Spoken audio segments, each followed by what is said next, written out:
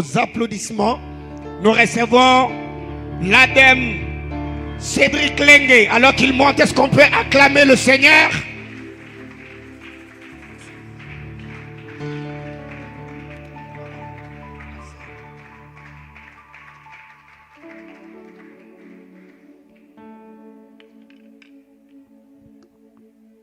C'est possible d'ajouter encore quelques acclamations en l'honneur de notre Dieu.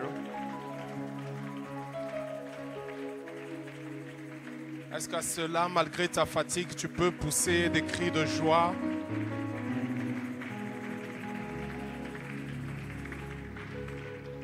Gloire soit rendue à Dieu. Alléluia. Alléluia. Alléluia. Alors pendant quelques petites minutes, je voudrais bien que l'on puisse chanter ce petit cantique. Namutumaini ya Bwana kama mulima wa Sayuni usiotingezeka milele. Amina.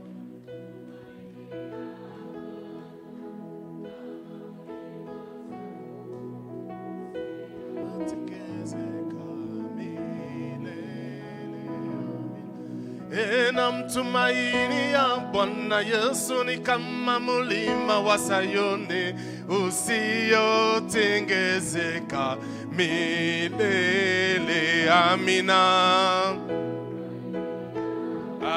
Yes. Hallelujah. Come on. Milele. Amina. Milele.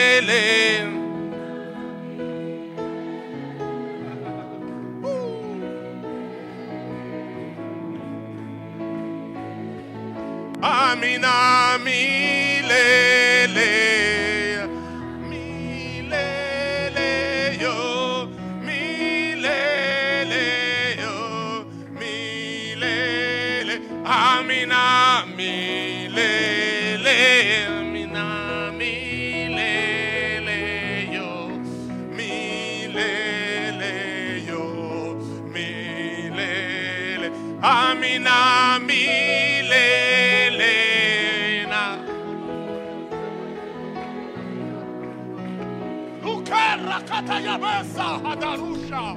Alléluia. Amina milele.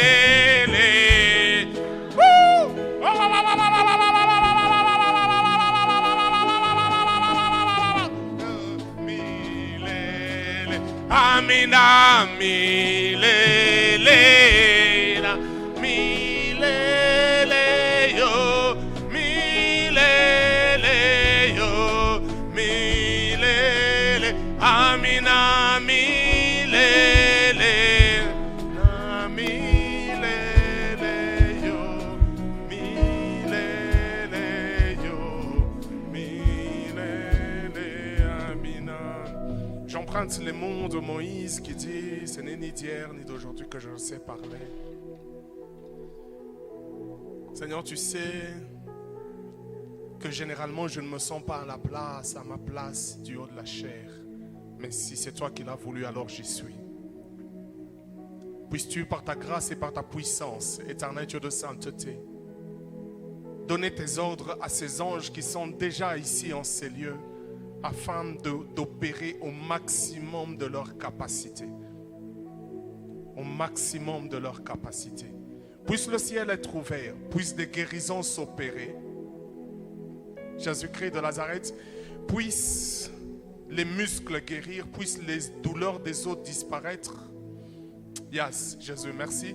Puisse, éternel Dieu de sainteté, ta grâce se révéler dans les vies. Puisse la paix pénétrer les cœurs troublés.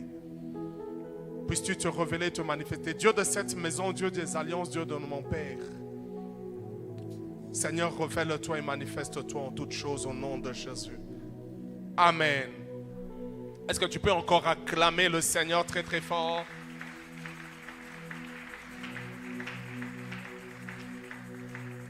Gloire soit rendue à Dieu. Alléluia. Nous remercions le Seigneur qui, par sa grâce et son amour, a permis à ce que nous puissions nous retrouver ici, en santé, en vie. Un peu fatigué, c'est vrai, mais nous continuons toujours, nous continuons. Alléluia. Nous continuons et le Seigneur, Dieu soit loué pour sa bonne main sur notre vie. Nous remercions aussi l'homme qui a entendu Dieu, l'homme qui a accepté les sacrifices afin que nous soyons tous réunis dans ce merveilleux cadre afin d'écouter la parole de Dieu. Nous parlons de notre Père, le prophète Paulin Mbombo. Merci beaucoup, Dad.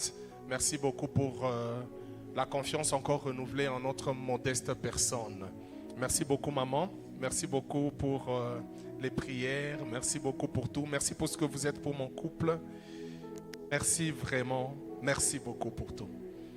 Quand je dis ça, c'est-à-dire il y a beaucoup de souvenirs qui viennent de passer dans ma tête. Et puis je dis simplement merci beaucoup. Gloire soit rendue à Dieu. Alléluia. Merci beaucoup à toute l'équipe de l'administration, à maman Chantal, papa Carlos et à tout le monde, papa Monga. Merci beaucoup pour le service que vous ne cessez de faire auprès du Seigneur, au pied de notre Père, le prophète Paulin Mbombo.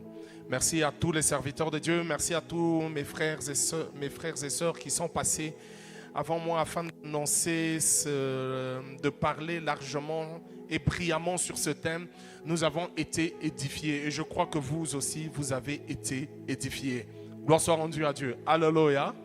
Merci au pasteur Patrick Carvalho qui nous a énormément bénis durant ces assises. Nous disons merci à tout le monde, merci d'être là, merci pour les merveilleuses personnes que vous êtes là. Vous savez que vous nous apportez beaucoup, ne serait-ce qu'une salutation, ne serait-ce que des fois une petite taquinerie, un surnom, ce genre de choses, ça nous réchauffe le cœur, ça nous dit que nous sommes aimés. Gloire soit rendue à Dieu. Est-ce que vous pouvez acclamer pour vous, pour le Seigneur? Alors nous bénissons aussi, je bénis aussi le Seigneur pour ce que ma femme, mon épouse, gloire soit rendue à Dieu. Alléluia.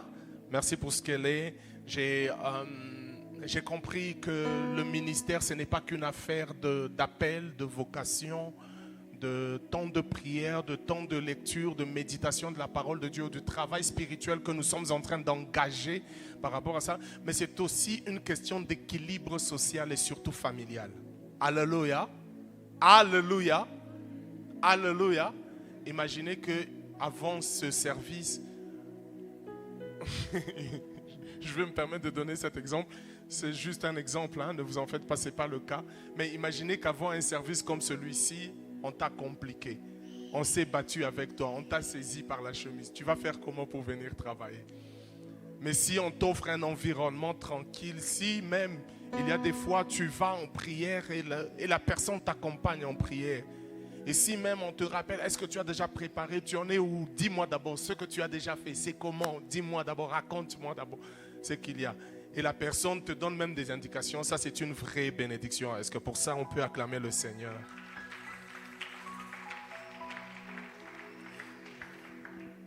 Alors, nous sommes dans notre thème, la maturité spirituelle. Quel merveilleux thème, la maturité spirituelle. La maturité spirituelle. Et moi, ce soir, j'aimerais partager pendant les quelques minutes que nous aurons ici, j'aimerais partager sur un sous-thème que j'ai appelé le standard de la maturité. Est-ce que tu peux dire à ton voisin le standard de la maturité? Est-ce que tu peux dire à l'autre voisin le standard de la maturité? Bon, s'il te plaît, fais un effort. Est-ce que tu peux choisir quelqu'un d'autre? Dis-lui le standard de la maturité. Gloire soit rendue à Dieu. Le standard de la maturité. Nous sommes toujours dans ce thème, la maturité spirituelle. Bien-aimés dans le Seigneur, et d'entrée de jeu, j'aimerais nous dire que quand un thème vient, quand un thème est donné, quand un thème est annoncé comme cela, et surtout en des moments pareils, c'est-à-dire en tout début d'une année civile, bien-aimés dans le Seigneur, cela dit beaucoup et beaucoup de choses. Alléluia. Alléluia. Il s'agit en fait d'une pensée divine, d'une pensée inspirée par le Seigneur à notre Père, afin d'amener le peuple de Dieu à une dimension, à un niveau. C'est-à-dire quoi? C'est-à-dire que le Seigneur a un plan, il a un but, il a un projet, il a des choses qu'il aimerait réaliser avec quelqu'un. et au travers de quelqu'un. Retenez bien cela. Avec quelqu'un et au travers de quelqu'un. Il a un plan qu'il aimerait réaliser. Et pour ce faire, il équipe l'Église de Dieu afin d'être au niveau pour pouvoir réaliser et manifester ce que le Seigneur veut faire. Alléluia. Alléluia. Le Seigneur donne, le Seigneur équipe, le Seigneur donne ce thème parce qu'il y a des choses qu'il aimerait communiquer. Et cela fait, je crois aujourd'hui, si j'ai bien compté, ça fait 20 jours. Gloire à Dieu. Alléluia. 20 jours, parce que moi, à un certain moment, pour ne pas me faire mal au cœur, voir le temps trop long, je ne compte pas les jours. Je suis seulement dedans. Je suis seulement dedans. Je ne compte pas les jours pour que je dise, ah, il reste encore autant de jours. Non, non, non. Alors, je pense que nous sommes au 20e jour. Et je crois que ce n'est pas aujourd'hui que le Seigneur va commencer à agir. Non, le Seigneur a déjà commencé à agir. Église de Dieu, comprenez cela. Le Seigneur a déjà commencé à agir. Le Seigneur a déjà étendu sa main. Il y a déjà des requêtes qui sont en train d'être exaucées. D'autres qui ont déjà même été exaucées. Alléluia. Oh, alléluia. Il y a déjà des choses. Par exemple, moi, je suis le témoin palpable, tangible et visible de ce que le Seigneur a déjà fait aujourd'hui. Je vais vous donner ce témoignage. Moi, déjà, ma première requête, celle que j'avais mise en premier pour cette année 2025, a déjà été exaucée. Cela a déjà été exaucé. C'est un témoignage que vous devez... Oh, est-ce qu'on peut acclamer le Seigneur pour ça? Cela a déjà été exaucé et le Seigneur s'est manifesté de manière glorieuse et nous bénissons le Seigneur pour cela. Oui, bien-aimés dans le Seigneur, on n'attend pas le dernier jour. Ça serait une erreur de croire que c'est au dernier jour qu'il y aurait des choses. Ça serait une erreur de dire que maintenant, là, c'est maintenant que je vais m'engager. Non, le Seigneur a déjà commencé à faire. Le Seigneur a déjà commencé à manifester sa bonne main sur nos vies. Et alors, avant que je puisse continuer, j'aimerais que nous puissions lire 3 textes différents. Nous allons lire dans le livre de Jean chapitre 9, à partir du premier verset jusqu'à... Nous allons lire en fait tout le chapitre, mais nous n'allons pas tout lire. Pour gagner en temps, nous allons faire une lecture kangourou. Nous allons lire aussi Galates chapitre 4, versets 1 à 4. Nous allons lire aussi Hébreux chapitre 5, juste le verset 12. Juste le verset 12. Alors nous sommes dans Galates. Nous allons commencer d'abord par Galates. Nous allons lire et ensuite Hébreux. Après quoi viendra Jean chapitre 9. Galates chapitre 4, versets 1 à 4. Je vais lire. Or, aussi longtemps que l'héritier est enfant, je dis qu'il ne diffère en rien d'un esclave, quoiqu'il soit le maître de tout. Mais il est sous des tuteurs, des administrateurs, jusqu'au temps marqué par le Père. Nous aussi, de la même manière, lorsque nous étions des enfants, nous étions sous l'esclavage des rudiments du monde. Mais lorsque le temps a été accompli, Dieu a envoyé son Fils, né d'une femme, né sous la loi. Gloire à Dieu. Est-ce que nous pouvons reprendre nos places? On va continuer la lecture. Je vais lire Hébreux chapitre 5, verset... Hébreux chapitre 5, le verset 12. Et après quoi, nous allons lire Jean 9. Hébreux chapitre 5, verset 12. Vous, en effet, qui depuis longtemps devriez être des maîtres, vous avez encore besoin qu'on vous enseigne les premiers rudiments des oracles de Dieu. Comprenez que dans le premier passage que nous avions lu, on parlait des rudiments du monde. Ici, on parlait des rudiments des oracles de Dieu. Vous en êtes venus à en avoir besoin, à avoir besoin de lait et non d'une nourriture solide. Jean chapitre 9, alors je vais vraiment lire lecture kangourou, de manière à ce que nous puissions gagner en temps et nous puissions aller dans le vif du message. Jean chapitre 9, verset 1er. C'est la guérison d'un aveugle-né. Jésus vit en passant. Ce n'était pas sa destinée, mais ce n'était pas sa destination, mais il vit en passant. Comme cela arrivait souvent à Jésus, qu'il voie, qu'il fasse des choses grandes, mais comme si c'était des choses intermédiaires. Ce n'était pas son but. Jésus-Christ n'allait pas vers cet aveugle-né. Alors il vit en passant un homme aveugle de naissance. Ses disciples lui firent cette question. Rabbi, maître, qui a péché, cet homme ou ses parents, pour qu'il soit né aveugle? Jésus lui répondit, ce n'est pas lui ou ses parents qui est péché, mais c'est afin que les œuvres de Dieu soient manifestées en lui. Verset 6. Après avoir dit cela, il cracha à terre et fit de la boue avec sa salive, puis il appliqua cette boue sur les yeux de l'aveugle. Et lui dit, va et lave-toi au réservoir de Siloé, nom qui signifie envoyé. Il y alla, se lava et s'en retourna, voyant clair. Ses voisins et ceux qui auparavant l'avaient connu comme un mendiant disaient, n'est-ce pas celui qui se tenait assis et qui mendiait? Les uns disaient c'est lui et d'autres disaient non, il lui ressemble. Et lui-même disait c'est bien moi. Ils lui dirent donc, comment tes yeux ont-ils été ouverts? Je saute, verset 15. De nouveau les pharisiens aussi lui demandèrent comment il avait recouvré la vue et il leur dit, il a appliqué de la boue, c'est-à-dire l'homme qu'on appelle Jésus, il a appliqué de la boue sur mes yeux et je me suis lavé et je vois. Sur quoi quelques-uns des pharisiens dirent, cet homme ne vient pas de Dieu car il n'observe pas le sabbat. D'autres dirent, comment un homme pécheur peut-il faire de tels miracles? Et il eut division parmi eux. Gloire à Dieu. Je vais m'arrêter par ici et le reste, nous pouvons continuer la lecture à la maison. Alléluia. Alléluia. La maturité spirituelle et les standards de la maturité, plusieurs définitions ont été données, mais permettez-moi quand même, afin que nous puissions nous comprendre convenablement, que je puisse revenir sur quelque chose. D'abord, premièrement, je vais définir le standard. Le standard, c'est ce qui est conforme à une norme de fabrication en grande série. C'est-à-dire quoi? C'est-à-dire que si on voudrait fabriquer un élément, des objets, un appareil, on voudrait les fabriquer en grande série, on voudrait en fabriquer en plusieurs quantités de la même chose, on établit ce qu'on appelle des standards, des normes. Les normes. Les standards, c'est aussi ce qui est courant, ce qui arrive généralement, ce qui revient de temps en temps, qui revient même souvent, ce qui est normalisé, ce que l'homme et la société trouvent étant comme normal, ce qui est ordinaire, ce qui n'est plus spécial, mais qui est normal. Alléluia. Alléluia. La chaise sur laquelle vous êtes assise est une chaise qui a été faite qui répond à certaines normes, à certains standards, à certaines normes, des standards.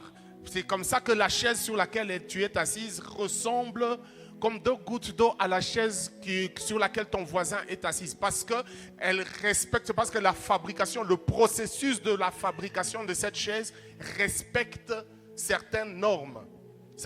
La maturité, comme on l'a déjà dit, et moi, on nous a déjà expliqué, mais j'aimerais appuyer sur le fait que la maturité est un état. Et pour ceux qui écrivent, j'aimerais qu'ils puissent souligner cela. La maturité est un état. C'est l'état d'un fruit mûr, c'est l'état de plein développement d'une chose, d'une idée, d'une pensée. L'état de plein développement. Et puis, j'aimerais quand même ajouter quelque chose aussi, c'est la maturation. La maturation comme étant le processus de développement qui se produit à mesure qu'une chose est en train de grandir ou une chose est en train de changer. Alléluia. Alléluia. Vous allez comprendre que la maturité est un état, tandis que la maturation ici est un processus. Pour vous donner une idée simple et claire, la maturité c'est comme une photo. C'est un état, c'est un constat, en un moment précis, donné. C'est cela la maturité. On constate que quelque chose est mature. On constate qu'un fruit est mature. On constate qu'une personne est mature à un moment donné. Tandis que la maturation, elle n'est pas comme une photo, mais plutôt, voyez-la comme une vidéo, comme une suite d'images. Alléluia. Comme une suite d'images, comme une certaine continuation. Là où la maturité est statique, la maturation, elle est dynamique. Elle est en train de changer, elle est en train d'évoluer, elle est en train d'avancer, elle est en train de se développer. Alors, il y a quelques pensées que j'aimerais bien développer que j'aimerais bien partager avec vous avant que nous puissions avancer. Ces pensées-là, je ne veux pas trop entrer dans les détails tout de suite, ni les expliquer, mais je pense que par la grâce de Dieu, au cours du développement de mon sermon, nous aurons une idée. J'aurai expliqué d'une manière ou d'une autre ces pensées. La première pensée, elle est celle-ci. Parler de la maturité, c'est admettre qu'il y a un processus, une évolution qui va d'un commencement vers un point d'achèvement. Alléluia. Si on parle de maturité, en fait, on est en train de parler de quelque chose qui a commencé quelque part, par une naissance ou par un certain état qui a commencé, qui a évolué et qui est arrivé à un niveau attendu, un point d'achèvement. La croissance est une décision que l'on prend. La croissance est une décision que l'on prend, tandis que la maturité est un état que l'on constate après une épreuve ou après un test. La maturité est généralement le sujet, est généralement une sanction qui vient après un test, un examen ou une interrogation. C'est là qu'on l'on mesure l'état de connaissance, c'est là que l'on mesure si une chose est capable, une chose est apte à produire les fruits ou à servir comme cela a été pensé au début. Troisième pensée, la maturité, c'est comprendre le but de Dieu au travers de l'accomplissement de ses propres désirs. Alléluia, Église. Effectivement, nous avons des désirs. Effectivement, nous avons des pensées. Effectivement, nous avons des choses, des ambitions personnelles. Vous allez comprendre que lorsque vous avez reçu Jésus-Christ, vous n'avez pas eu, le Seigneur n'est pas venu écraser votre propre désir, écraser votre volonté, écraser votre personnalité. Non, le Seigneur l'a laissé. Comme il l'a laissé, mais il est venu ajouter dans ta personne une autre entité qu'on appelle le Saint-Esprit, qui vient aussi avec ses désirs, avec sa volonté. Alléluia. Et la maturité, donc, c'est arriver au point où nous pouvons comprendre les buts de Dieu dans les désirs et dans l'accomplissement de nos propres désirs. C'est-à-dire dans l'accomplissement de nos propres prières, dans l'accomplissement de ce que nous demandons. Nous sommes capables de voir ce que Dieu veut ou les buts de Dieu. Une autre pensée, la maturité comprend l'essentiel. Où l'homme mature comprend ce qui est essentiel, ce qui est important, ce qu'il faut, ce qui mérite notre concentration, notre travail, notre temps. C'est ce que la maturité comprend. Et la maturité d'ailleurs, elle s'applique à ce qui est essentiel. Tandis que l'enfance se plaît dans des caprices inutiles. La maturité comprend l'essentiel et s'y applique, tandis que l'enfance se plaît dans des caprices inutiles. Une autre pensée, une dernière pensée, la maturité, c'est accepter de faire son chemin, simplement, avec joie. C'est accepter de faire son chemin, suivant la volonté souveraine de Dieu. Alléluia. Alléluia. C'est vrai que nous avons nos désirs, c'est vrai que nous avons notre propre pensée, mais c'est accepter de parcourir le chemin que le Seigneur a tracé. J'aime beaucoup un passage des psaumes, le psaume 84 qui dit que ceux-là qui se confient en l'Éternel trouvent dans leur cœur des chemins tout tracés. Alléluia. C'est-à-dire que toi et moi, tels que nous sommes là, il y a quelque part des voies, il y a quelque part une carte que le Seigneur a déjà tracée pour nos vies. Que le Seigneur a déjà tracé pour nous, que le Seigneur a déjà tracé. Le Seigneur connaît tes chemins, le Seigneur connaît tes pas. Il connaît par où tu dois passer au courant de cette année 2025. Et la maturité, c'est de connaître, c'est d'accepter avec joie d'ailleurs les chemins que le Seigneur a tracés dans sa souveraineté. Alléluia. Alléluia. Parler de maturité, bien-aimé dans le Seigneur. Parler de maturité, en fait, cela sous-entend, cela comprend de manière implicite, de manière, je veux dire, cela comprend. Si on veut parler de la maturité spirituelle, en fait, on est en train de comprendre derrière cela qu'il y a en fait trois étapes. Trois étapes par lesquelles, si c'est à nous d'être matures, c'est-à-dire c'est trois étapes par lesquelles nous devons passer. Alléluia. Si c'est à quelqu'un d'autre d'être mature, c'est-à-dire c'est quelque chose, c'est plutôt trois étapes par lesquelles l'autre personne doit passer. Ces personnes, ça peut être tes enfants, ça peut être bien aimé dans le Seigneur, des gens qui sont sous ta tutelle, ce sont des gens que tu diriges, ce sont des gens que tu encadres. Ces gens-là doivent passer en fait par trois étapes. Par trois étapes. La première étape, bien aimé dans le Seigneur, c'est l'étape que j'ai appelée la conception, la naissance ou la fabrication, selon le contexte dans lequel on est. La conception, la naissance ou la fabrication. Bien entendu, la conception, s'il s'agit peut-être d'une idée, s'il s'agit peut-être, on est au niveau aussi, on parle peut-être d'un fœtus. On parle d'une conception. Bien-aimé dans le Seigneur, ou encore bien-aimé dans la naissance, s'il s'agit d'une personne physique. La naissance, s'il s'agit peut-être d'un animal. La naissance, s'il s'agit peut-être, on peut parler peut-être d'une plante, d'un être vivant. La fabrication, s'il s'agit d'un objet. Donc la première étape, c'est la conception, naissance, fabrication. La deuxième étape étant le développement, la croissance et la maturation. Et c'est pour ça que j'ai commencé déjà par définir la maturation. C'est à ce niveau-là qu'il y a le processus de développement. C'est à ce niveau-là qu'il y a des changements, qu'il y a une évolution. C'est à ce niveau-là qu'il y a de la maturation. Pourquoi? Parce qu'on ne naît pas pour demeurer dans l'état dans lequel on est. Église de Dieu, on ne naît pas pour rester là où nous sommes nés. Aujourd'hui, je suis très sûr que tu n'es pas dans ton berceau de naissance. Aujourd'hui, je suis très sûr que tu ne portes toujours pas, bien-aimé, tu ne t'habilles pas comme si tu étais un bébé.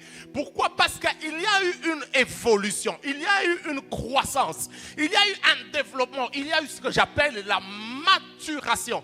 Et chacun d'entre nous, bien-aimés dans le Seigneur, est appelé à passer par ce processus.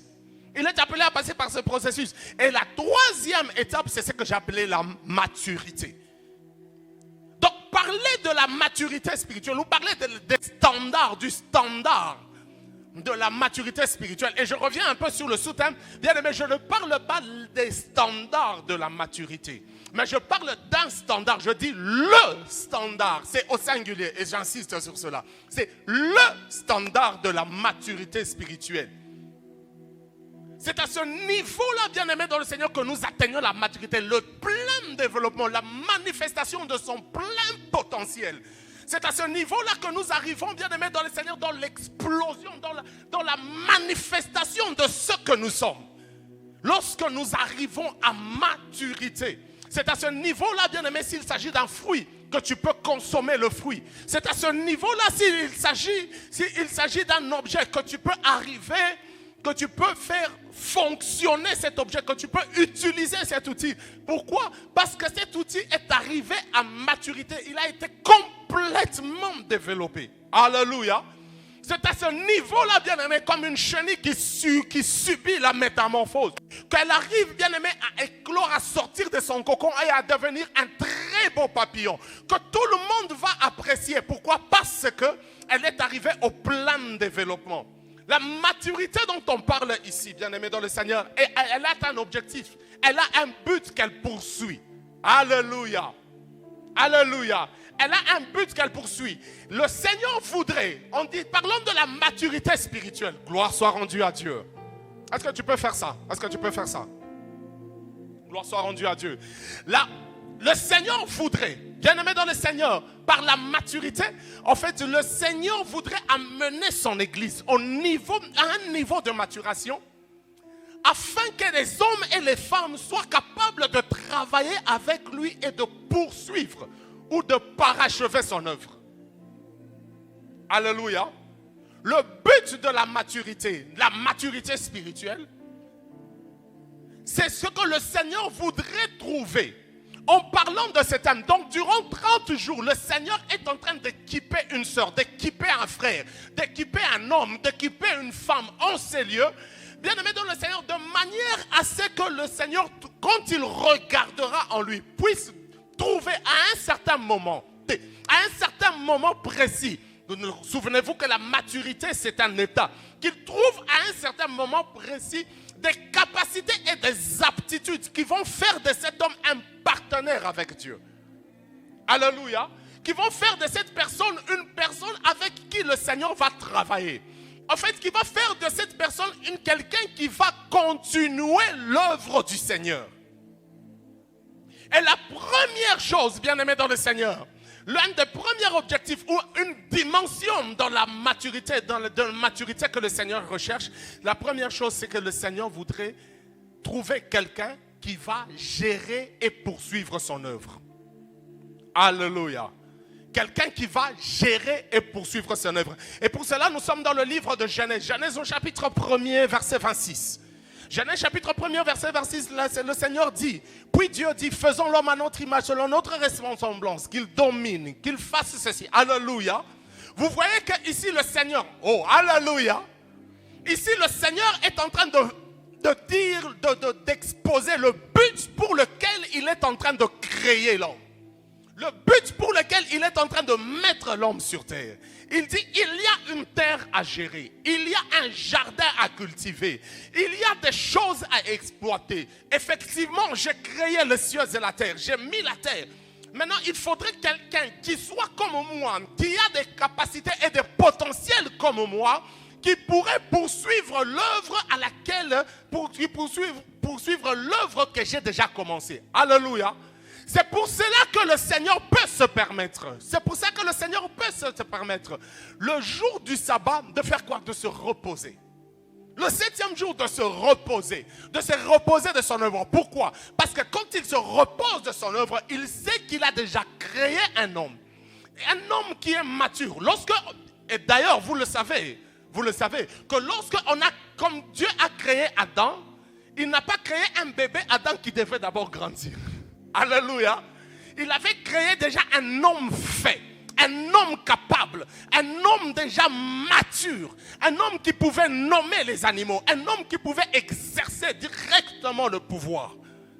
C'est ce qu'il a créé. Et c'est pour ça que le Seigneur pouvait se donner le luxe de s'accorder lui-même un repos, parce qu'il y avait quelqu'un qui désormais sur terre avait la capacité de fructifier. Nous comprenons ici que la méthode de Dieu n'est jamais d'agir avec la multitude. Non. La méthode de Dieu est celle d'agir toujours avec quelques personnes ou avec une unité, une petite partie. Alléluia. Oh, alléluia.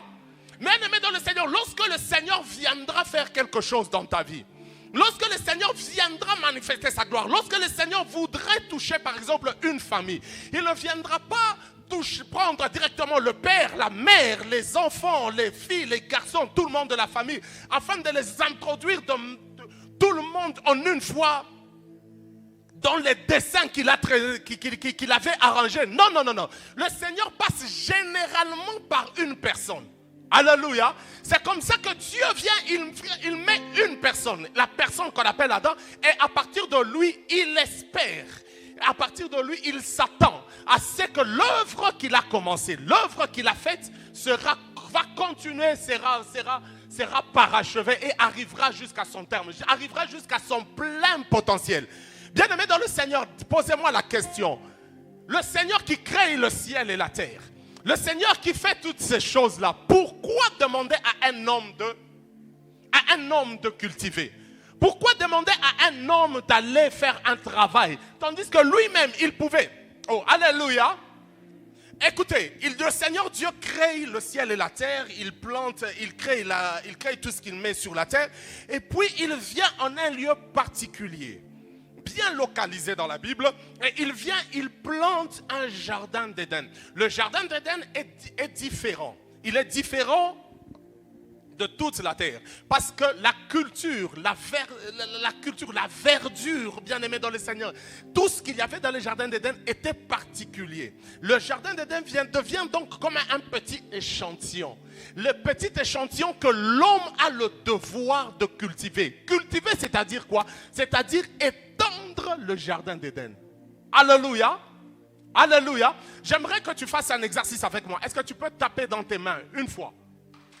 Est-ce que tu peux taper encore 2 fois? C'est-à-dire quoi? C'est-à-dire qu'entre tes mains que tu tapes là, le Seigneur a déjà mis quelque chose.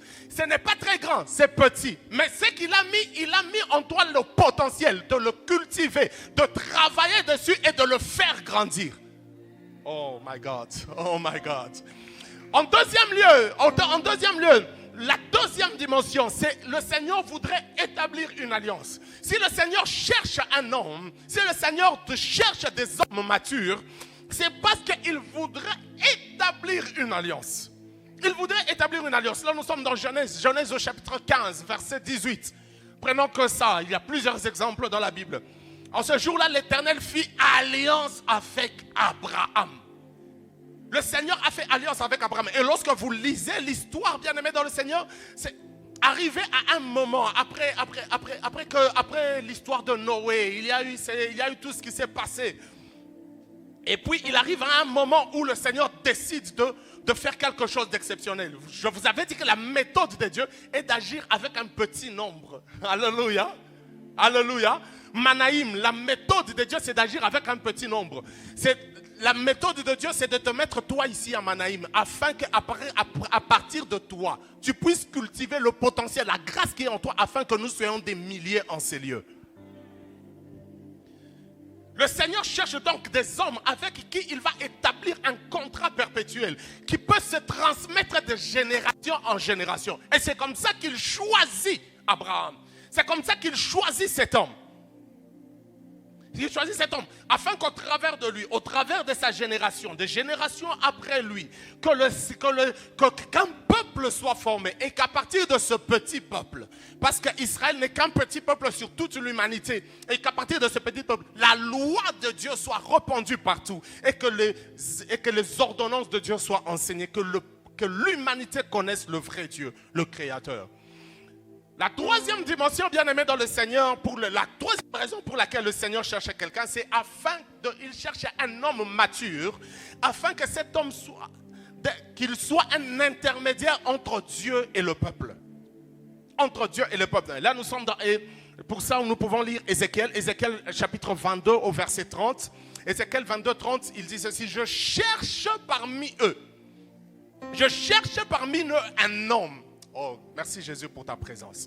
Je cherche parmi eux un homme qui élève un mur et qui se tienne à la brèche. Écoutez, qui se tienne à la brèche devant moi en faveur du pays, afin que je ne le détruise pas et que je n'en trouve, mais je n'en trouve point.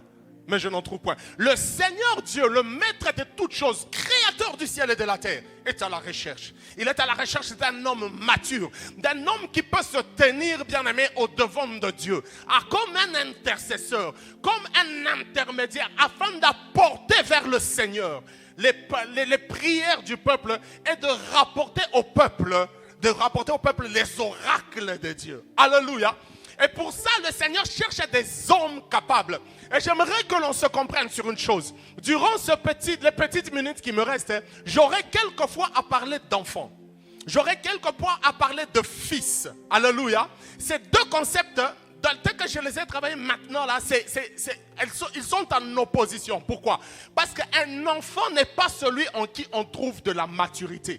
Tandis qu'un fils, c'est celui qui, malgré qu'il a une ascendance, est arrivé au point où il peut soit ressembler à son maître ou à son père, et il peut aussi manifester les mêmes œuvres que son père. C'est cela le fils. J'aimerais que nous en comprenions. Bien aimé, et pour appuyer d'ailleurs cela, nous sommes dans Ésaïe. Quand nous lisons Ésaïe, c'est l'une des prophéties les plus claires.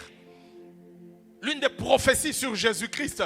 Ésaïe, des centaines d'années avant la naissance de Jésus. Qu'est-ce qu'Ésaïe est en train de dire? Il est en train de dire, Ésaïe chapitre 9, verset 5 ou verset 6 selon certaines versions. Il est écrit ceci: un enfant nous est né. Oh, alléluia. Un enfant nous est né et un fils nous est donné. Écoutez, l'enfant vient comme une charge. L'enfant vient par le fait d'une simple naissance. L'enfant vient simplement. Tandis que le fils, lui, il vient comme un don. Et lui, ce dont nous dit, un fils nous est donné. Le fils est un don. Tandis que l'enfant est une charge. L'enfant est la charge que doit prendre ses parents. L'enfant est la charge que doit porter sa mère. L'enfant est la charge que doit supporter les caprices, les pleurs, des expressions bizarres. Tout cela, bien-aimé dans le Seigneur, ce sont des choses qui sont dans la responsabilité des parents. On doit prendre l'enfant. Alléluia. Vous pouvez partir, vous pouvez marcher d'ici jusqu'à Kipushi, d'ici jusqu'à Kolwezi. Bien-aimé dans le Seigneur, mais cela n'est pas le problème d'un enfant. Si tu as un enfant, qu'est-ce que tu vas faire? Tu vas prendre cet enfant, tu vas le mettre au dos. Tu vas prendre cet enfant, tu vas le mettre sur les épaules. Il va marcher à une courte distance, il va dire je suis fatigué et tu vas le porter. Pourquoi? Parce que les enfants, on les porte. Les enfants, on les supporte. Tandis que les fils viennent comme des dons. Ils viennent comme des solutions, là où les enfants sont des charges. Alléluia. Est-ce qu'il y a un fils de Dieu en ces lieux? Est-ce que Manaïm a des fils et des filles de Dieu en ces lieux? Des gens qui viennent comme des dons. Des gens qui viennent comme, bien aimés, des porteurs de solutions. Des porteurs de solutions. Écoutez, dans Galates au chapitre 1, d'ailleurs nous l'avons lu. Galates au chapitre 1, on nous dit d'ailleurs que l'enfant, lui, il vient, il est supporté par des tuteurs. Il est pris par des gens. Et pour sortir de cet état, pour sortir de l'état dans l'enfance, afin de l'amener vers l'état de fils, qu'est-ce que Dieu fait? Dieu fait quoi? Il vient, il envoie un autre fils. Alléluia. Alléluia. Quand Dieu peut avoir des enfants, mais pour qu'ils manifestent, pour que ces enfants grandissent, qu'est-ce qu'il fait? Le Seigneur envoie un fils. Quand vous lisez Galates, nous l'avons lu, vous verrez que le Seigneur dit, il donne sa fille. Le fils vient, il donne sa fille. Il donne son obéissance. Le fils vient, il donne son modèle. Je vais même un peu anticiper sur mon message. Le fils vient, il donne le standard. Et alors là, qu'est-ce qui arrive? Il arrive que ses enfants regardent vers lui et commencent alors à grandir. Ils commencent à grandir. Ils entrent dans le processus de la maturation. Les fils sont donc des enfants parvenus à la maturité. Bien-aimé dans le Seigneur, ce thème est une interpellation forte. C'est une interpellation puissante pour quelqu'un afin de vaquer à des occupations qui vont l'amener dans la maturité. Afin d'aller par le processus de la croissance et d'arriver jusqu'à la maturité. La question que tu devrais te poser à toi-même, est-ce que je suis un chrétien mature? Est-ce que je suis déjà parvenu à maturité? Est-ce que j'ai déjà grandi? Oh, alléluia! Oh, alléluia! Écoutez, dans Galates, quand nous lisons Galates, on dit que le contexte, en fait, c'est le contexte d'une société hellène, d'une société grecque. Il dit, l'enfant, tant que l'héritier, d'ailleurs on parle d'héritage, on dit tant que l'héritier est encore un enfant, c'est-à-dire il est dans des caprices, il est dans des choses inutiles, il ne se focalise pas sur l'essentiel. Cet héritier-là, bien que potentiellement maître de tout ce qui appartient à son père, il est encore un enfant. Il est encore un enfant et il ne peut pas gérer, il n'a pas une main mise sur ce qui est à lui. C'est-à-dire le patrimoine de son père. J'aimerais nous expliquer quelque chose. Bien-aimé dans le Seigneur, je disais que c'est le contexte ici, il est hellène. En fait, dans le contexte hellène, il n'y avait pas, dans le contexte grec, comprenez, il n'y avait pas d'âge fixé pour la maturité de tout le monde. Aujourd'hui, on appelle ça, le terme vient de m'échapper, on appelle ça 18 ans, c'est l'âge de... Oui, la majorité. Très très bien, merci beaucoup. C'est l'âge de la majorité. 18 ans, c'est l'âge de la majorité. C'est ce qui se passe dans notre nation. Vous savez que sous d'autres cieux, la majorité n'est pas fixée à 18 ans. Elle peut être fixée à 16 ans. Elle peut être fixée à 14 ans. Selon d'ailleurs certains contextes. Vous savez que par exemple aux États-Unis, tu peux être majeur à 18 ans, mais que pour peut-être boire la bière, il te faut aller jusqu'à 21 ans. On peut dire la majorité pour certaines choses, c'est à 18 ans, mais la majorité pour d'autres choses, c'est à 21 ans. Bien-aimé dans le Seigneur, c'est la même chose que dans le contexte dans lequel Paul est en train de nous parler. En fait, il dit ceci, quand un père a des enfants, a un enfant, il l'amène vers des personnes qui vont commencer à l'éduquer. Vers des pédagogues, ce qu'on a appelé ici des tuteurs. Ces personnes vont commencer à l'enseigner. Ces personnes vont commencer à lui apprendre l'histoire, par exemple l'histoire de la famille, à lui apprendre, bien aimé, le métier de la famille, à lui apprendre, bien aimé, dans le Seigneur, les valeurs de la famille, toutes ces choses qui sont liées à sa famille. Et qu'est-ce qui va arriver? À un certain moment, c'est le père lui-même qui, après avoir testé le fils, Alléluia. C'est le Père lui-même qui, après avoir testé l'enfant, d'abord il n'est même pas encore fils, après avoir testé l'enfant, qu'il va arriver maintenant à décider de la majorité de cet enfant. Ce n'est pas le fils, l'enfant lui-même qui décide, qui dit que je suis devenu mature. Je suis capable de prendre possession de tout ce qui appartient à mon père. Non, ce n'est pas, bien-aimé dans le Seigneur, le voisin d'ailleurs qui va décider de cela. C'est le fils lui-même. Oh, alléluia. Oh, alléluia. C'est pour cela qu'il arrive à un certain moment. C'est pour cela qu'il arrive à un certain moment, Jésus-Christ de Nazareth. Il arrive devant Jean-Baptiste dans le Jourdain. Qu'est-ce qui arrive à Jésus?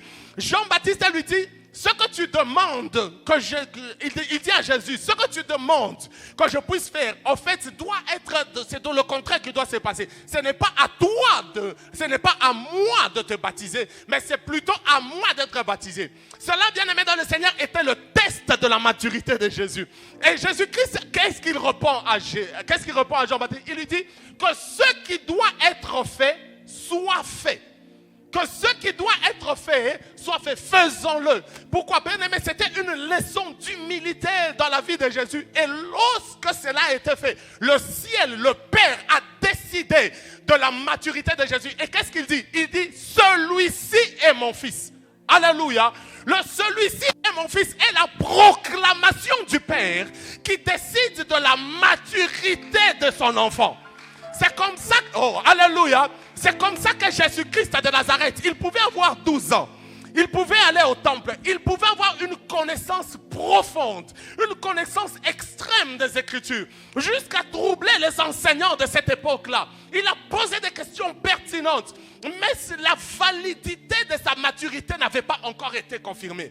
Bien aimé, moi j'ai été étonné par un verset de la Bible qui dit que Jésus-Christ croissait en stature et en sagesse, devant Dieu et devant les hommes. Si on parle de croissance, alléluia, si on parle de croissance, on parle de l'acquisition de certaines choses qu'on n'avait pas, et bien aimé dans le Seigneur, de l'abandon de certaines choses qu'il ne fallait plus avoir. Alléluia. Par exemple, je vous ai dit que l'une des caractéristiques de l'immature de l'enfance, c'est les caprices inutiles. Alléluia. Permettez-moi de le dire comme ça, j'espère que vous allez me comprendre. C'est-à-dire que si en Jésus-Christ, il y avait des caprices inutiles, Jésus, son processus de croissance devait l'amener à abandonner ceci. Vous êtes choqués pour dire que Jésus-Christ était parfait. Mais écoutez, le Jésus-Christ dont on nous parle, c'est un Jésus-Christ qui était soumis aussi au processus de la maturation. C'est-à-dire que celui qui était né, celui qui fuit l'Égypte, qui est rentré à Nazareth, là n'est pas fait à avoir des choses. Oh, alléluia. Vous savez, on dit, dans Hébreu, il a dit, il est le même hier, aujourd'hui et éternellement. Pour dire qu'il est arrivé à un point, il n'a plus besoin d'ajouter quoi que ce soit.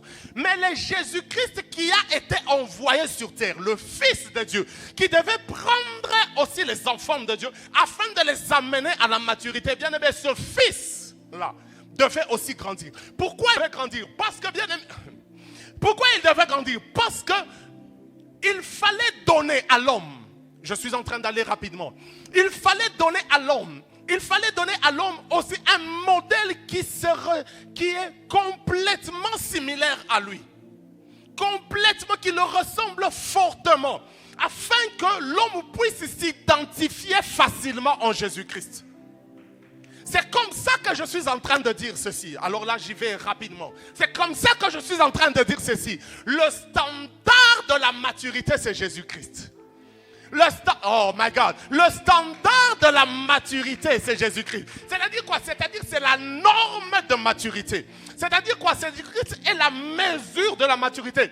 Tant que tu n'es pas arrivé au niveau de Jésus, tu n'es pas encore arrivé. Tu n'as pas encore atteint. Tu n'es pas encore au niveau attendu. Tu n'es pas encore arrivé au point où Dieu peut dire, celui-ci est mon fils. Alléluia. Celui-ci est mon fils. Et pour arriver à ce niveau, qu'est-ce qu'il faut bien aimer dans le Seigneur? Il faut prendre Jésus-Christ pour la norme. Jésus-Christ comme le modèle. Jésus-Christ comme la mesure de la maturité. Jésus-Christ comme le niveau de la maturité. Jésus-Christ comme le niveau de la maturité. Et j'aimerais bien dire ceci, bien-aimé dans le Seigneur, en disant que Jésus-Christ est le standard de la maturité. Je vais prendre 3 dimensions dans lesquelles Jésus est le standard de la maturité. Premièrement, c'est dans les sentiments de Jésus. Je vous ai dit que le Jésus-Christ aussi, c'était quelqu'un qui nous a été envoyé, devait être similaire. Alléluia. Alléluia. Nous savons tous que la naissance de Jésus était miraculeuse, annoncée. Il y a eu des étoiles qui ont brillé dans le ciel, des mages qui sont venus, de choses terribles, des choses bizarres qui pouvaient troubler même le cœur de sa propre mère. Et malgré cela, nous trouvons en Jésus-Christ aussi des sentiments. Des sentiments, c'est-à-dire que Jésus-Christ n'était pas qu'un esprit. Jésus-Christ, c'était un homme comme toi et moi. Oh my God, ça j'aime. Jésus-Christ était un homme comme toi et moi. Il a vécu dans les mêmes conditions de pression, dans les mêmes conditions, bien-aimés dans le Seigneur, que les tiennes, que les miennes. Alléluia. Oh, j'aimerais dire ceci, et cette parole était dans mon cœur lorsque j'étais en train de préparer ce message. Je ne sais pas par quoi tu passes. Je ne sais pas quelle est la situation que tu es en train de vivre. Je ne sais pas mettre un nom sur ta situation. On se voit, on rit. On se voit, on se sourit, on se voit, on se salue. Et puis on se séparera ici à la sortie. Peut-être que nous n'allons pas parler jusqu'à ce que nous nous voyons demain. Et toi-même, tu connais la situation dans laquelle tu es. Mais je veux dire ceci. Il y a eu un homme qui est venu du ciel, qui a vécu par les mêmes situations, qui est passé par les mêmes conditions. Laquelle aussi mandé la fia. Par les mêmes conditions par lesquelles toi tu es passé. Bien-aimé dans le Seigneur, es-tu malade? Es-tu bien-aimé dans la pression? Es-tu dans des situations difficiles, compliquées? Il y a quelqu'un qui a... Est-ce que tu connais la faim? Jésus-Christ a connu la faim. Est-ce que tu connais la pression? Lorsqu'il est arrivé à Gethsemane, on dit ceci. My God. On dit ceci, Jésus-Christ de Nazareth, il a eu une telle angoisse que ses veines ont explosé. Ses veines ont explosé pour devenir des grumeaux de sang. Tu connais la pression, tu connais les situations difficiles. Je te dis, Jésus est passé par là. Je te dis, Jésus est passé par là. Et puisqu'il est passé par là, et puisqu'il en est sorti, toi aussi tu vas en sortir. Oh my God. Toi aussi tu vas en sortir. Je te le répète ceci sur la chair de mon Père. Je ne sais pas par quoi tu passes. Je ne connais pas les sujets de tes prières. Je ne sais pas ce qui te fait couler de larmes. Mais je te dis, quel que soit le nom de la situation par laquelle tu es passé, si Jésus est passé par là, tu en ressortiras vainqueur. Ah, tu en ressortiras vainqueur. Alors la première dimension, comme je le disais, c'est dans les sentiments. Philippiens 2, chapitre 9. Philippiens chapitre 2, verset 9. Ayez en vous les sentiments qui étaient en Jésus-Christ. Ayez en vous les sentiments qui étaient en Jésus-Christ. Bien-aimé dans le Seigneur, la croissance, prendre Christ pour comme le standard de la maturité. Bien-aimé dans le Seigneur, c'est avoir les sentiments qui étaient en Jésus. C'est avoir les mêmes intentions qui étaient en Jésus.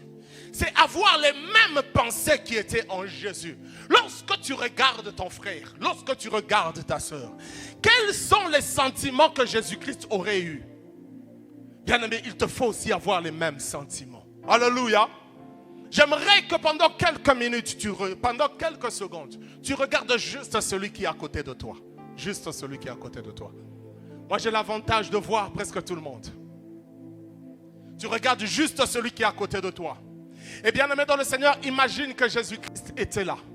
Et s'il regardait ton frère, s'il regardait ta soeur, celui qui est assis à côté de toi, celui qui est assis derrière toi, que penserait-il? Amen. Alléluia. Que penserait-il? Que dirait-il? Que ferait-il? Les sentiments, ayez en vous les sentiments qui étaient en Jésus-Christ. Il n'a pas regardé son égalité avec Dieu comme une proie arrachée, mais il s'est humilié par l'obéissance de l'amour. C'est pourquoi, alléluia, oh, alléluia, après la maturité, il y a un c'est pourquoi. Il y a un c'est pourquoi. Bien aimé, la deuxième dimension dans laquelle Christ est le standard de la maturité, c'est par son esprit. C'est par son esprit. par son esprit. Galates chapitre 4 verset 6. Galates chapitre 4 verset 6. Nous avons lu les premières parties. Et Dieu, ça dit ceci. Dieu a envoyé dans nos cœurs l'esprit de son Fils. C'est l'esprit du Fils de Dieu qui vient au-dedans de nous. Et comme le Fils de Dieu, il peut crier Abba, Père. Alléluia. Nous-mêmes, nous n'avons pas le droit. Nous-mêmes, nous n'avons pas la possibilité. Nous-mêmes, nous n'avons pas la capacité. Mais l'Esprit de Dieu qui est au-dedans de nous est ce qui va nous amener au niveau du standard de Christ. Parce que Christ pouvait arriver devant la tombe de Lazare. Il pouvait dire, je prie parce que je sais que tu m'exauces toujours. Alléluia. Quel Esprit de Dieu. Quel Esprit de Dieu. Je sais que tu...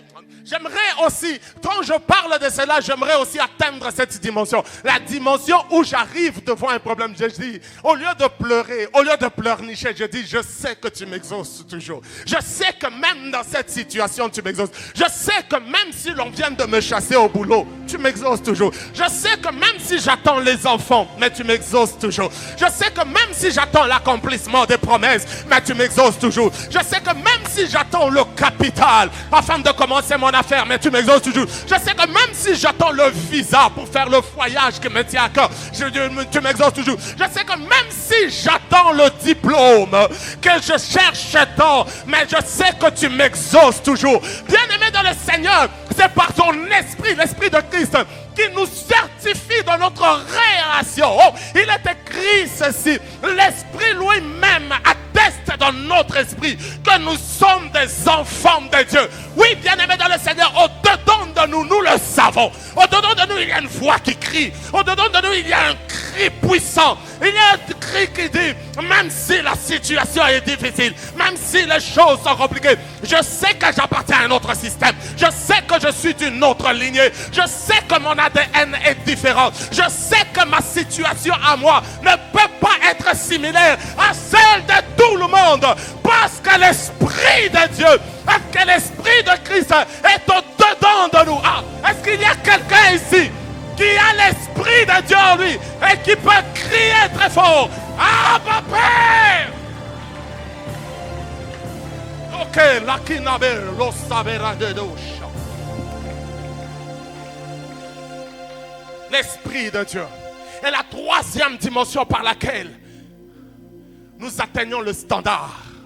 Nous sommes en train, l'une des dimensions, que celle que j'ai répertoriée pour vous ce soir. Bien-aimés dans le Seigneur, c'est par ses œuvres. Dites avec moi ses œuvres. Ses œuvres. Vous savez, on dit de Jésus-Christ dans le livre de Jean que ses œuvres ont été multiples, qu'il n'y a aucun livre qui peut contenir ce qu'il a fait.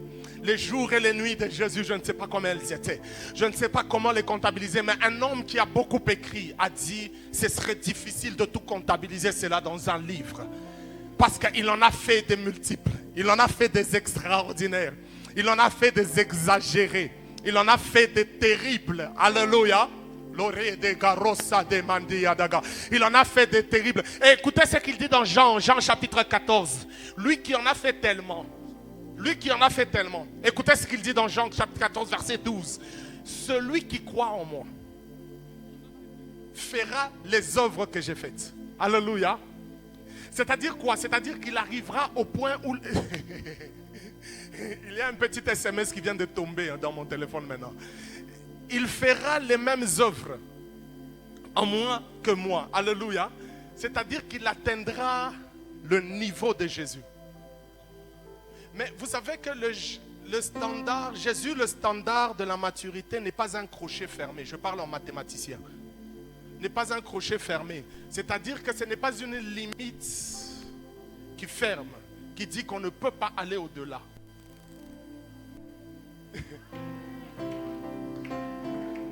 Non, il dit, il fera les œuvres que je fais, mais et il en fera des plus grandes. Il en fera des plus grandes. Bien-aimé dans le Seigneur, Jésus, je vous ai dit, celui qui a tellement fait, mais il ouvre la brèche. Il dit, j'en ai fait. Mais puisque je m'en vais vers le Père, vous pouvez aussi en faire. Alléluia. Il y a quelqu'un ici à qui Dieu a donné la possibilité de faire plus que Jésus. Maman.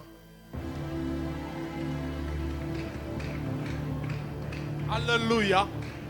il y a quelqu'un ici qui à lui-même est capable de troubler des fils et des villes. On dit ceci, Jésus-Christ est arrivé au puits, il avait faim. Cette femme est venue loaquer, Kushotamai, pour puiser de l'eau. Et lorsqu'elle arrive au puits, bien-aimé, son esprit commence à bouillir. Et rien qu'à la parole qu'il avait annoncée à cette femme, la Samaritaine, tout le village de Samarie a connu un réveil. Oh my God, je crois qu'ici, en ces lieux, il y a quelqu'un à qui le Seigneur va mettre une parole dans sa bouche. Cette parole va vider les prisons de nos villes. Ah, je crois qu'il y a quelqu'un ici dont la prédication va redresser la morale de la nation. La morale de la nation. Je suis sur la chair de mon père. Oui, il y a quelque chose qui va se passer. Il y a quelque chose de terrible. Il y a quelque chose d'exceptionnel. Et bien aimé dans le Seigneur, vous savez, alléluia. Je suis en train de chuter. Je vais chuter avec Jean 9. Vous savez, lorsque on arrive au niveau, au standard de la maturité, on arrive dans les exploits de Jésus. Jésus-Christ, comme je vous le disais dans la lecture, il a dans Jean 9, il dit qu'il est en train de passer. Il était en train de passer. Il partait, c'est-à-dire en passant. Je ne sais plus en français comment on dit, c'est le substantif ou je ne sais plus quoi. Il dit en passant. Alléluia. Il dit en passant. Alléluia. Vous savez, la Bible dit, j'ouvre une petite parenthèse, dans Matthieu 28, on dit, allez, faites de toutes les nations les disciples. Certains théologiens disent que la traduction a été mal faite. En fait, il ne fallait pas dire aller. Il fallait dire en allant. Alléluia. C'est-à-dire dans ta vie de tous les jours, en allant au bureau, fais de toutes les nations les disciples.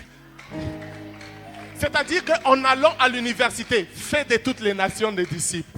C'est-à-dire qu'en allant acheter la marchandise, fais de toutes les nations des disciples.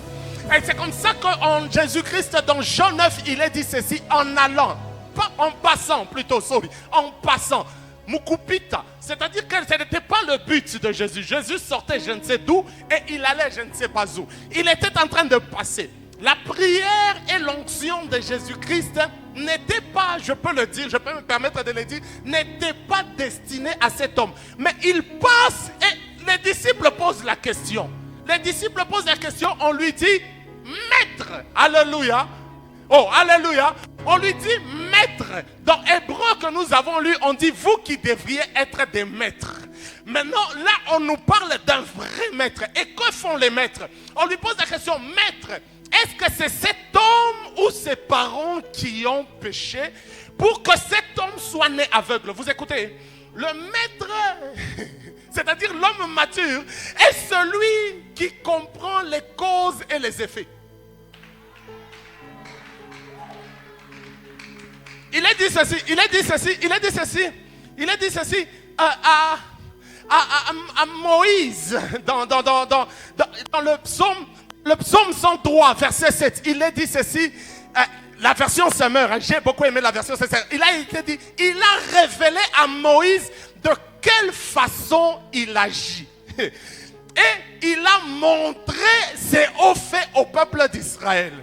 C'est-à-dire que Moïse, lui, était un maître là où les enfants d'Israël n'étaient que des enfants. C'est comme ça que lorsqu'ils entendent la voix de Dieu, ils fuient, ils se cachent. Parce qu'ils ne sont pas habitués à écouter. Or, c'est dans l'écoute de la parole de Dieu qui est annoncée sur le Sinaï qu'il y a les méthodes d'action de Dieu.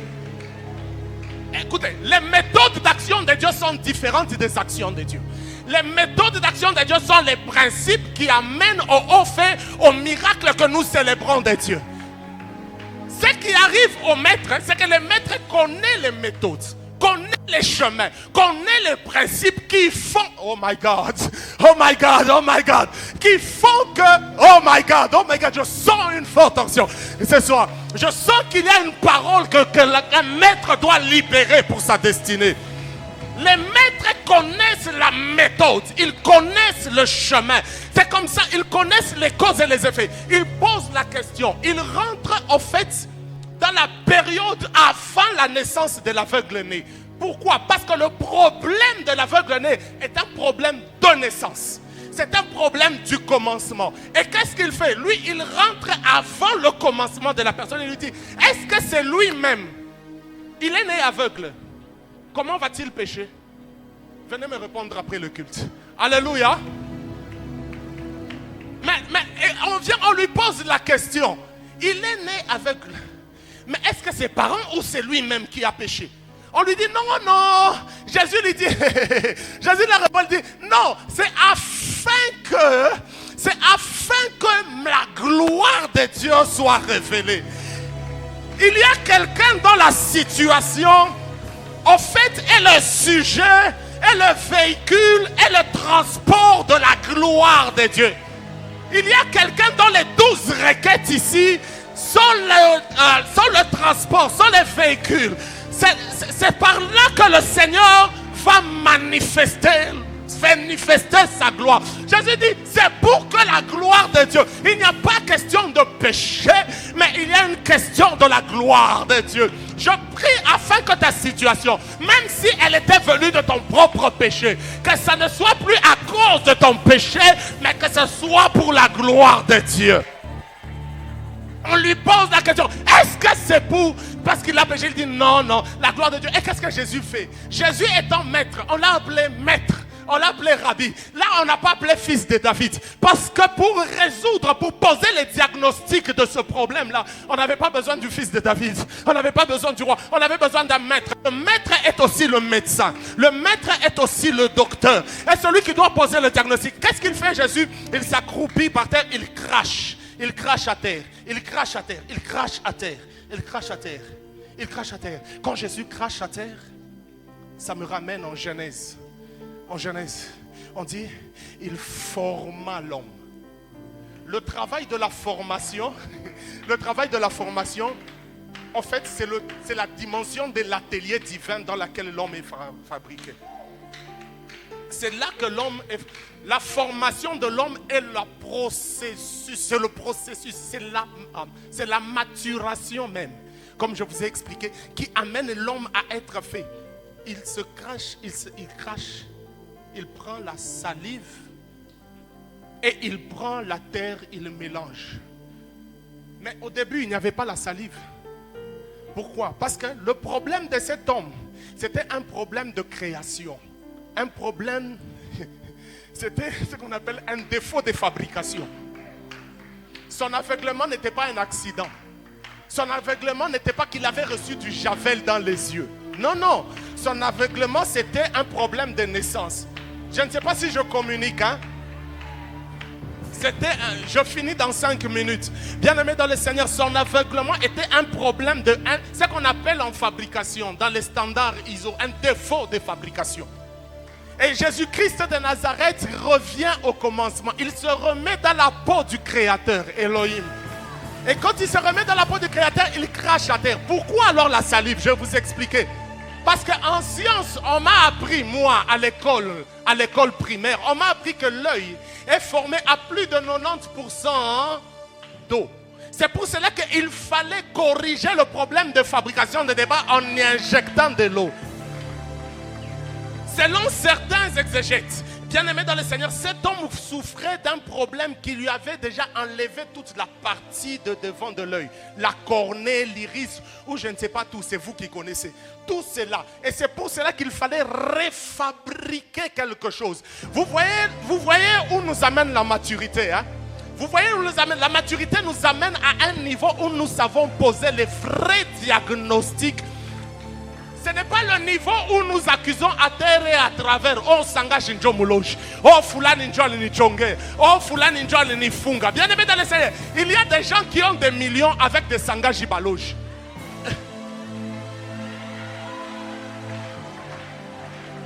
Et c'est comme ça que Jésus-Christ fait ça. Quand il fait ça, il prend la salive et la boue. Je vous entends dire Burke, mais pour lui c'était la guérison. Ce n'est pas un problème. Mais écoutez, il prend cela et qu'est-ce qu'il fait? Il met ça sur le visage, sur le dieu, et il envoie. Quand il envoie, un autre mystère, vous viendrez me répondre. Quand il envoie, comment par cet homme? Il était aveugle de naissance. Cet homme ne connaissait pas rouge, il ne connaissait pas vert, il ne connaissait pas bleu, il ne connaissait pas la carte de la ville dans laquelle il était. Mais on l'envoie à Siloé, au réservoir de Siloé, envoyé afin d'aller se laver. Il arrive, il se lave. Et quand il rentre, il y a une polémique qui naît. Alléluia. Il y a une polémique qui naît sur la situation de ce monsieur. D'abord, première polémique, identification. Est-ce que c'est lui ou ce n'est pas lui? On l'amène devant les Sanhédrines. Il explique aux membres du Sanhédrin ou aux pharisiens. Il leur explique ce qui arrive. On amène même les témoins les plus valables. Ce sont ses parents. On les appelle, on dit identifiés. Mais qu'est-ce qui arrive aux parents? Ils disent, nous savons que c'est lui. Mais ce qui lui est arrivé, nous ne savons pas. En fait, cette personne est devenue le sujet de confusion de plusieurs. C'est pour cela que quand je lis dans 2 Corinthiens 5:7, la Bible me dit ceci. La Bible dit, si quelqu'un est en Christ, il est une nouvelle créature. J'aime une version que j'avais lue il y a longtemps. On dit, il est une nouvelle création. Comme pour parler dans tout un système. Mais on dit, les choses anciennes sont passées. Oh, les choses anciennes sont passées. C'est-à-dire, cet homme était identifié comme mendiant. Il est passé par Jésus-Christ. Mais c'était devenu difficile pour ceux de son entourage d'identifier clairement. Pourquoi? Les choses de sa mendicité étaient passées. Ah, son petit panier, maestro, où il était en train de demander des choses est passé. Aïe, aïe, aïe, aïe. Mais sa situation qu'il avait toujours traînée avec lui est passée. Et les gens, polémique, c'était terrible. Ah, il y a la situation de quelqu'un en ce lieu qui va créer de la confusion dans son quartier. Ah, laisse-moi te dire que tu vas sortir comme tu sors un jour. Mais à ton retour, les gens vont commencer à s'étonner. Est-ce que c'est lui ou ce n'est pas lui? Est-ce que c'est lui ou ce n'est pas lui? Il y a une prophétie que je veux libérer. Il y a quelqu'un qui va voir ton visage sur une affiche d'un album. Cet album va faire 10 000 vues, 20 000 vues, 100 000 vues, 1 million de vues. Et puis les gens de ton quartier, ceux-là qui ont étudié avec toi, vont te poser la question. Est-ce que c'est lui ou ce n'est pas lui? Ah, bien aimé, parce qu'il y a quelque chose de spécial qui va arriver. Il y a quelque chose de bizarre. Il y a Jésus qui dit les choses anciennes sont passées. Mais j'aime bien le français. J'aime bien Louis II. Il dit voici. Dites avec moi voici. Il dit voici. Bien aimé, voici en français c'est une présentation. Mais ce n'est pas n'importe quelle présentation. C'est de la présentation de celui qui présente une chose que lui-même estime être tout près. Est-ce que c'est moi qui dis ces choses? C'est le français. Voici, le contraire de voici, c'est voilà. Alléluia. Voilà, c'est une présentation lointaine. Voilà qui ne marche. Voilà le carrefour. Tu es encore dans l'avion, tu dis, voilà la ville de Lubumbashi, très loin. Tu regardes, alléluia. Il y a comme un vent de voici qui va souffler dans ces berakas. Un vent de choses qui étaient loin, mais qui vont arriver. On dit ceci, voici, Bandouko, voici. Voici, Alura Kete Benadosha. Voici toutes choses sont devenues nouvelles. Voici un ministère qui est devenu nouveau. Voici une réputation qui avait été salie. Une personne qui n'avait aucune considération. Quelqu'un qui n'était connu. Quelqu'un qui arrivait quelque part et qui était anonyme. Mais je suis en train de dire voici. Voici une chose nouvelle qui est Esaïe dit, je ferai une chose, ne la connaîtrez pas. voici, je mettrai un chemin dans le désert. Oli kabero shatayamande. Ah, je ne sais pas tes 12 requêtes c'était quoi. Je ne sais pas tes demandes c'était quoi. Mais ikitunga kia sadaka mina beba. Mikuna tangaza muchina la Yesu. Kwa Mungu ule alinita, ule alileta mwagizo kwa baba yangu Polenju apate kunipatia hii kibui. Mina sema sasa tuingie musezo ya voici. Voici le véhicule que tu dois avoir. Voici la vocation claire qui s'annonce à toi. Voici les contrats qui arrivent. Voici les Mungu wangu, Mungu wangu. Voici les enfants qui arrivent. Voici ton mariage est annoncé.